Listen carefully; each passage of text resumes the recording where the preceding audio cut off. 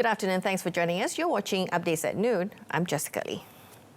Now, voting kicked off at 8 a.m. today at 13 polling stations in the Chini by-election with COVID-19 preventive measures in full force.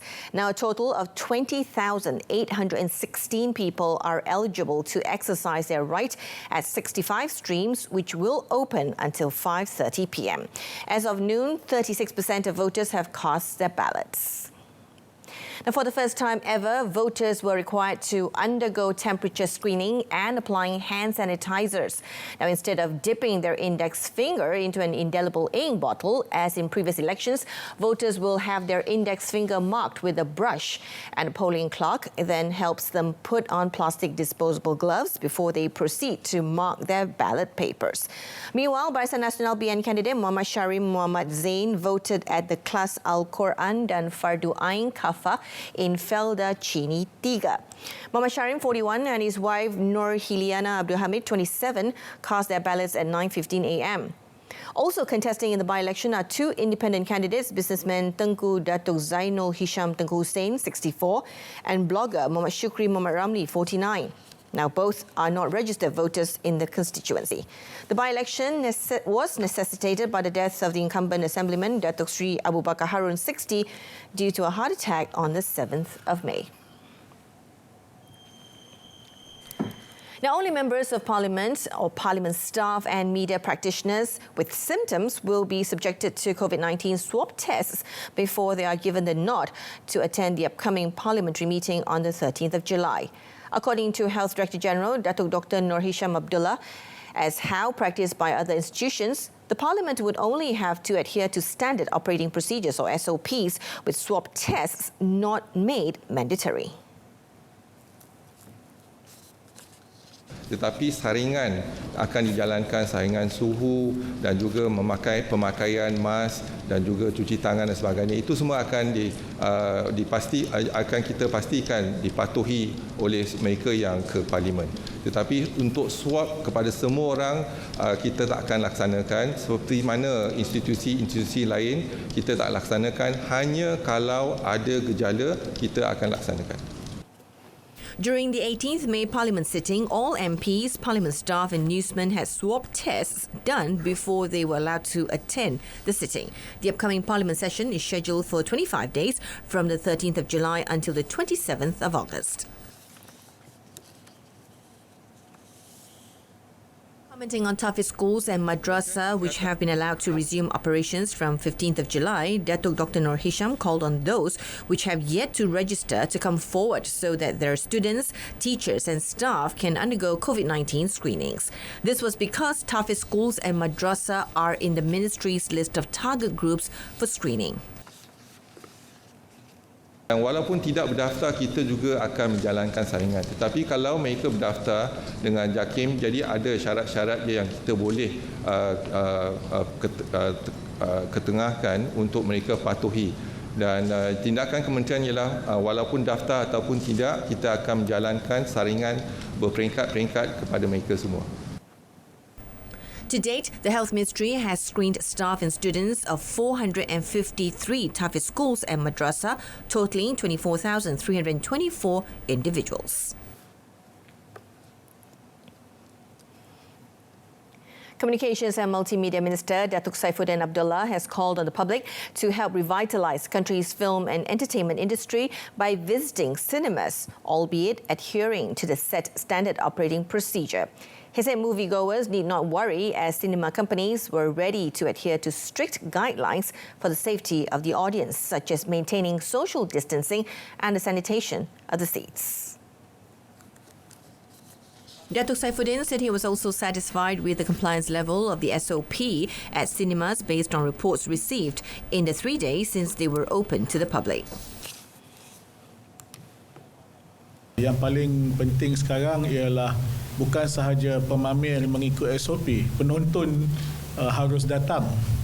Sebab tiada gunanya kalau pemamer buka panggung tapi kita tak datang menonton.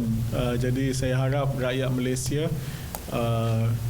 kita jaga kesihatan, kita jaga keselamatan, tetapi sama juga seperti perniagaan-perniagaan yang lain, Kalau kedai dibuka, pelanggannya tak datang, kita akan tidak berubah daripada keadaan yang sedia ada. Jadi saya harap kita bagi dokongan itu. He was met after visiting a cinema in Kuala Lumpur to review its compliance with the set standard operating procedure and guidelines in conjunction with the reopening of cinemas during the Recovery Movement Control Order or RMCO. Meanwhile, Datuk Saifuddin said his ministry was aware of the financial impact of the MCO and conditional MCO on the film industry. The ministry, he said, is set to assist local production houses to produce more movies and dramas in the next 6 months through soft loans totaling 100 million ringgit under Penjana. The Malaysian Anti-Corruption Commission, or MACC, is in the final stage of completing investigation papers on the Penang Undersea Tunnel project. Now, this matter was confirmed by MACC Chief Commissioner Datuk Sri Azam Baki when contacted. Datuk Sri Azam said the investigation papers on the project are expected to be completed within 2 to 3 weeks and would be submitted to the Deputy Public Prosecutor for further action. On Wednesday, Chief Minister Chow Kon Yeow said the state government had received a letter from the MACC to interview several state executive councillors and leaders regarding the undersea tunnel issue. Former Penang Port Commission Chairman Jeffrey Chew Gim Iem was remanded for 4 days beginning 1st of July to facilitate investigation into the case.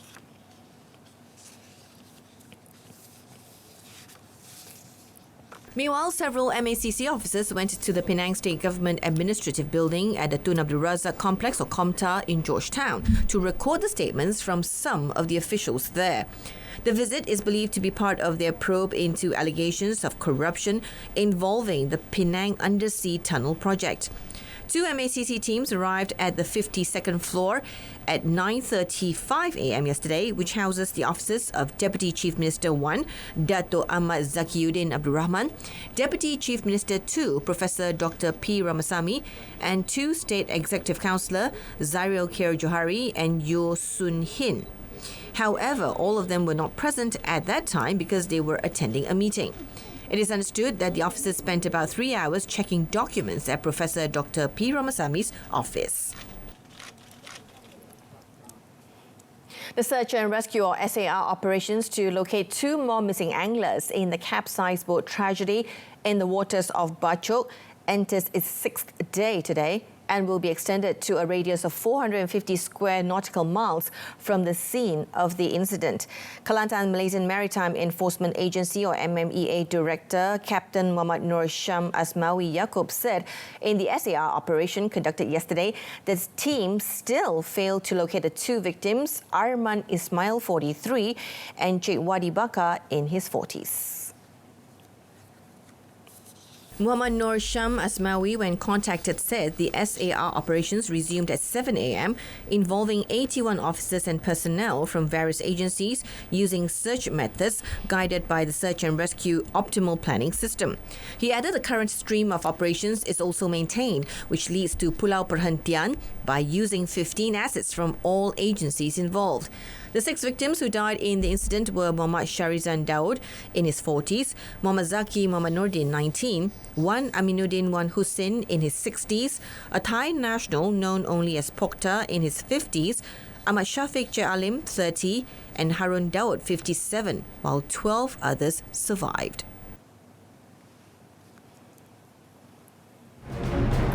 Coming up next, preliminary discussions on green bubble concept begins.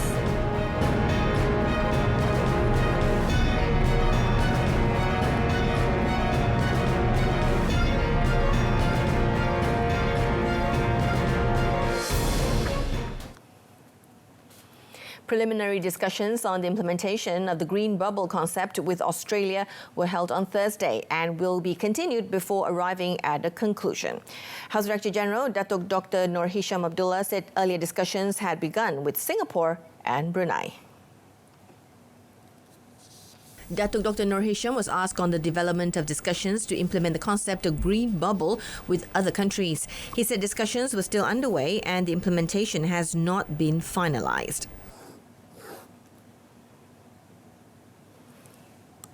Kita kena lihat suasana ataupun situasi semasa negara masing-masing dan juga SOP supaya kita dapat SOP yang dapat kita guna pakai untuk dua-dua negara. Jadi perbincangan untuk negara Singapura telah pun lebih daripada permulaan. Jadi mungkin kita akan mengenal pasti kumpulan-kumpulan yang kita benarkan. Jadi insyaAllah akan diumumkan sedikit masa lagi. The concept of green bubble involves the easing of travel restrictions between two or more countries that record low local COVID-19 infection. Previously, the government had identified 6 countries for this purpose, namely Singapore, Australia, Brunei, New Zealand, Japan and South Korea. Now, the COVID-19 pandemic that has paralyzed nearly every industry in the world has taught Malaysia to work hard to raise the level of self-sufficiency in the local meat production. Agriculture and Food Industry Minister Datuk Seri Dr. Ronald Kendi said such hard work was necessary as Malaysia still relied heavily on other countries such as Australia, India and Brazil to supply meat and dairy to the local market.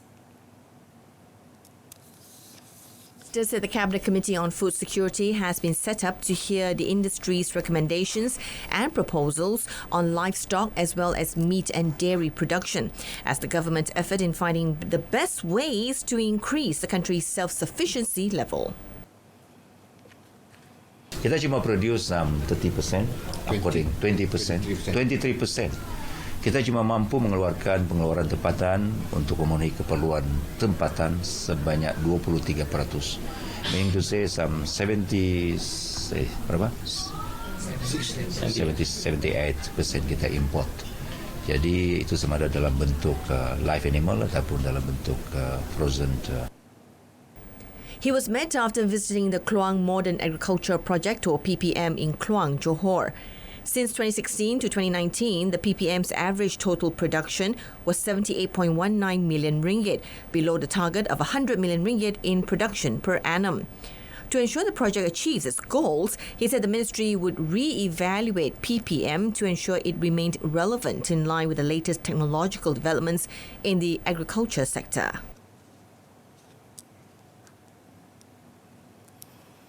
Now, a total of 7.07 billion ringgit was approved under the wage subsidy program for 307,518 employers up to the 26th of June. Finance Minister Tengku Datuk Seri Zafrul Abdul Aziz said the program had saved more than 2.46 million workers who were affected by the COVID-19 pandemic. The minister said to date, 97% of the employers had received the scheme payments, while the remaining have yet to be approved due to several factors, including technical issues. Tapi the main problem sebenarnya ialah mengenai nombor pendaftaran perniagaan ataupun Business Registration Number, ya, BRN, yang salah pada kali kedua, ya. Dan ini menyebabkan mereka menerima bantuan lewat berbanding dengan mereka yang memberi nombor yang betul. And then the other problem ialah kadang-kadang the companies memberi nombor pendaftaran bank ataupun account bank yang salah dan account bank yang tidak aktif. So this is more a technical problem, tapi 97% of them have received. The Social Security Organisation, or SOCSO, has set up a working committee to resolve the issue. Russian journalists detained at picket in support of arrested colleague. That and more coming up in our foreign segment.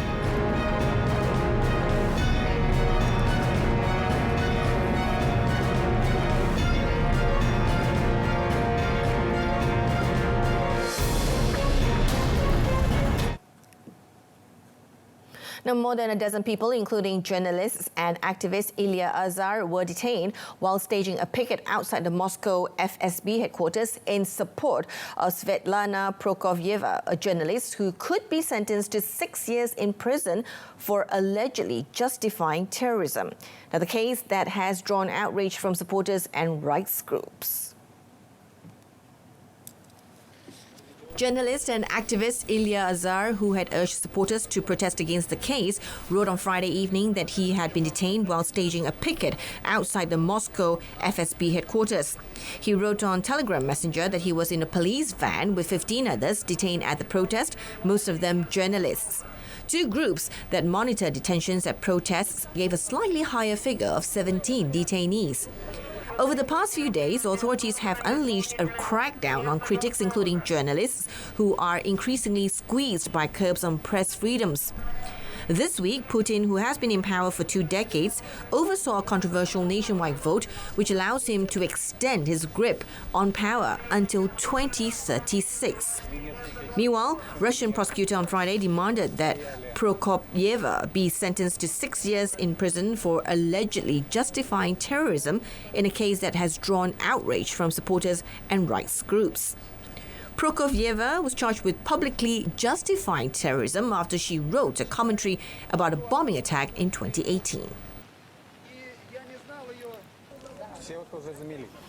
The dozens of jade miners were buried on Friday in a mass grave after a landslide in northern Myanmar killed over 170. Most of them migrant workers seeking their fortune in treacherous open-cast mines near the China border. Women wept by the open plywood caskets, some marked with just a name, a few with a solitary photo, before the bodies were carried into a huge grave gouged from the red earth by a mechanical digger near the scene of the landslide. It was the worst accident in memory to befall Myanmar's notoriously dangerous jade mines. The tragedy occurred on Thursday when a hillside collapsed in heavy monsoon rains, sending a deluge of smothering mud over the workers who were scouring the land for fragments of jade. Myanmar is one of the world's biggest sources of jadeite, and the industry is supercharged by demand for the green gem from neighbouring China. Some jade brokers suspended online auctions on Thursday and promised to donate money to their friends who were killed. Scores of miners die every year in landslides and other accidents on unstable, over-excavated mountain sites. They are often from impoverished ethnic minority communities looking for scraps left behind by big firms. Low-quality stones can be exchanged for food or sold for $20 to waiting brokers. Police say victims had apparently defied a warning not to work the mines during the monsoon, which loosens the bare hillsides.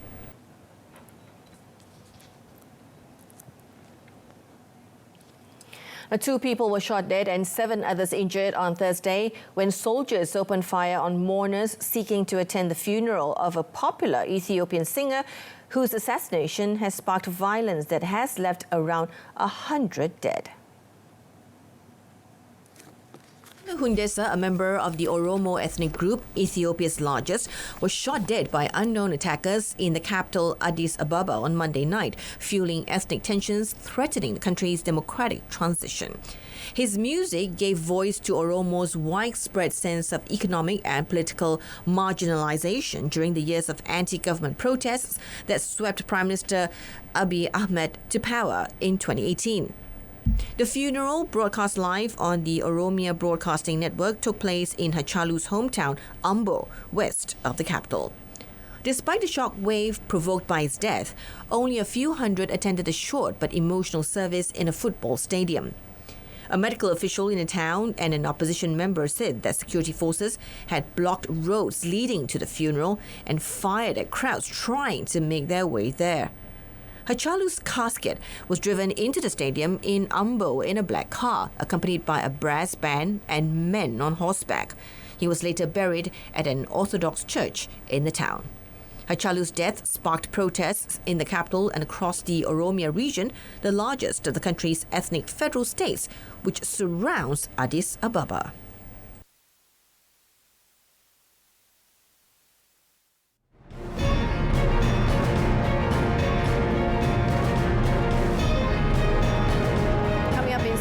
Valbuena's sex tape scandal continues, with Benzema wanted for trial.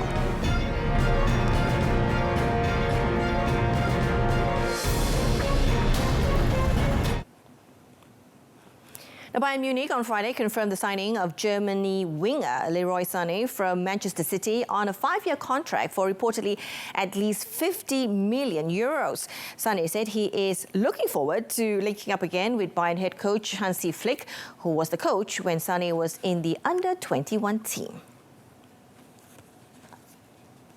just steered the club to an 8th straight league title in his first season in charge. The Bundesliga champions did not give the transfer fee, but Sky Sports and the BBC have reported that Bayern and City agreed to a fee of £54.8 million. The club said the 24-year-old will start preparing for the next season in Munich next week, meaning he will sit out Saturday's German Cup final against Bayer Leverkusen in Berlin. Last year, Sané had reportedly been on the verge of a 3-digit million euros transfer to Bayern before suffering a serious knee injury in August, which sidelined him until February. His transfer became an open secret after City manager Pep Guardiola revealed earlier this week that Sané was likely to leave after rejecting a new contract offer with a year left on his contract in Manchester. Sané, who won the Premier League title twice with City, has scored 39 goals in 135 matches in all competitions for the citizens since joining from Bundesliga club Schalke in 2016. The fleet-footed winger will bolster Bayern's attack out wide. French prosecutors on Thursday asked for ex-national team star and Real Madrid striker Karim Benzema to face trial on charges of involvement in an alleged attempt to blackmail fellow player Mathieu Valbuena over a sex tape almost 5 years ago. The prosecutors said they want Benzema tried on charges of complicity in attempted blackmail over the incident in 2015. If convicted, he could face a 5-year prison sentence. Benzema's lawyer, Sylvain Cormier, said he was not at all surprised by the request. 4 others should also face trial, they said, but not former Liverpool and French international Djibril Cissé, who had previously been implicated in the probe. It is now up to the court to decide if a trial should take place and fix a date for the process to begin. Benzema, 32, is suspected of encouraging his former teammate in the France team, Valbuena, to pay blackmailers who threatened to make the intimate video public. Benzema was indicted and briefly detained in November 2015, just before France was the next to host the Euro 2016 Football Championship. He has never since added to his 81 appearances for France and insists he is innocent. Valbuena, who played 52 times for the national side, has also never since played for France.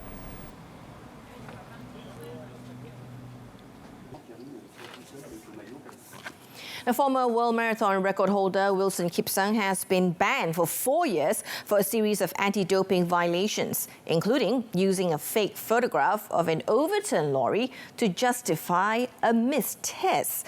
Now, the double London Marathon winner and London 2012 bronze medalist was punished for 4 whereabouts failures between April 2018 and May 2019. The 38-year-old, who has run 2 hours, 3 minutes, 13 seconds for the marathon, the joint 6th fastest in history, had claimed he had missed a test in May last year as a result of being caught behind an overturned lorry. But a photograph he produced as evidence was later discovered to have come from an accident that took place more than 3 months later. A year earlier, Kipsang claimed a landslide caused by heavy rain had led him to missing another test. However, investigators found no evidence of inclement weather on the day in question.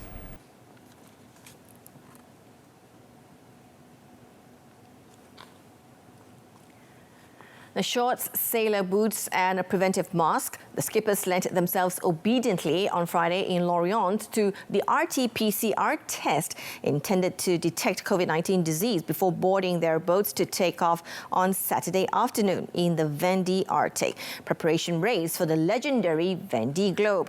Now, the sailors have all been tested in their home port before reaching the sea and a starting line of Sables d'Olonne.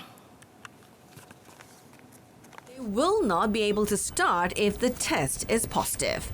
This is why they were asked to present themselves for the test on Friday before noon and then to find themselves at sea during the 24 hours preceding departure. 4 people in white coats and blue gloves were waiting for them to carry out the virological test, which consists of taking a sample using a swab in each of the 2 nostrils. In 24 hours' time, the fleet will take the start of the Vendée Arting Le Sablés de Lognet. Yesterday, the solo skippers have left the dock of their port of registry in crude configuration. Before stepping aboard the boat with 2, 3 or 4 sailors, including the skipper, everyone took a PCR swab test, which in under 24 hours will tell the patient whether or not he or she is a carrier of the COVID-19 virus. MERS 999 application system. Getting emergency assistance is now easier. Save Me 999 Police connects the Malaysian public to the police. Save Me 999 Deaf for those with hearing or speech impairments. And Save Me 999 Blind for those with visual impairments. Download now for free on your smartphones. MERS 999 and applications make emergency calls easier.